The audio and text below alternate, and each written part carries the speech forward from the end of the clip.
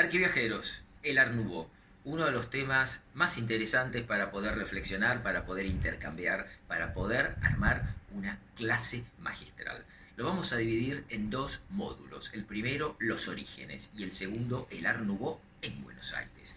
Cuando uno piensa en los orígenes hay que remontarse al siglo XIX, hacia 1750-1800, la revolución industrial que genera un cambio de paradigma, y sobre todo cuando llegamos a mitad 1850 el rol de William Morris con las Art and Craft para generar junto con la Casa Roja el primer ejemplo de diseño industrial, junto con el rol que tiene John Ruskin y asimismo la Escuela de Chicago que genera un cambio de paradigma.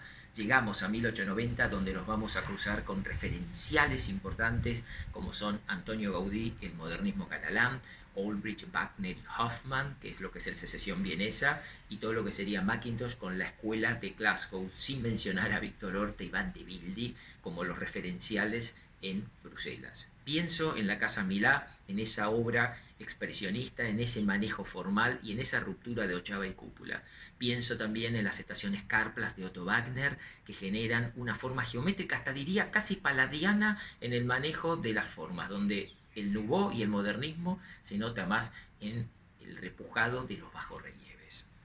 Asimismo, en el módulo 2, cuando vemos Argentina, vamos a hablar de la espora, vamos a hablar de la semilla, vamos a hablar de la inmigración, que llegan acá entre 1907 y 1910 y llegan a su punto más alto en 1915. Cuando hablamos del Art Nouveau en Buenos Aires, nos vamos a cruzar con el Palacio Barolo de Mario Palanti, el referencial de 100 metros de alto. Nos vamos a cruzar con la confitería del Molino de Francesco Gianotti y todo el referencial antiacadémico en su lenguaje, y sobre todo con la obra de Virginio Colombo, La Casa de los Pavos Reales, cómo introduce toda la arquitectura del norte de Italia en el basamento, el desarrollo y la coronación. Catálogoarquitectura.com. Vamos a hacer unos croquis para ubicarnos en espacio y tiempo.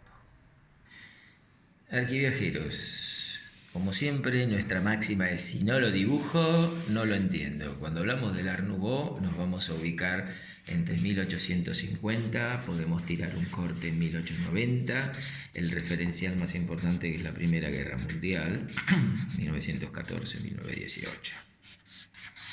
Pero esto sería en Europa, donde este es el proceso más importante del modernismo o el Nouveau en Europa. Es un movimiento que nace en Bruselas hacia 1890 con la Casa Tassel.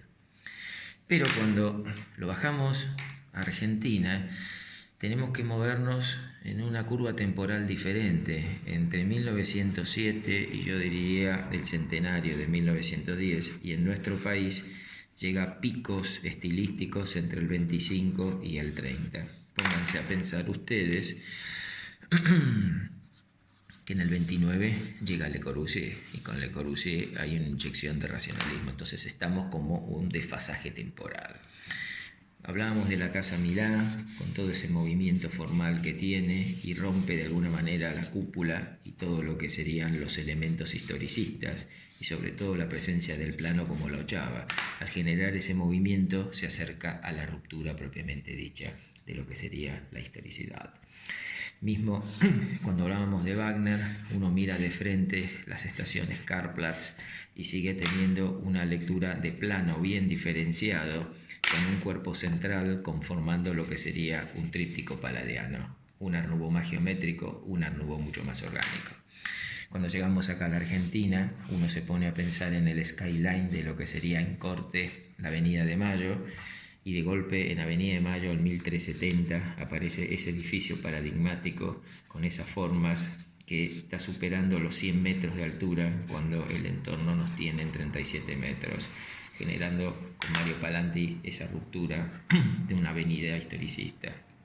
Mismo cuando uno mira la confitería del Molino con sus formas y su manejo, hace que de alguna manera lo mismo, el skyline empiece a romper con todo el historicismo circundante, y la obra está generando de alguna manera una visión casi como una arquitectura pato, como diría Robert Venturi.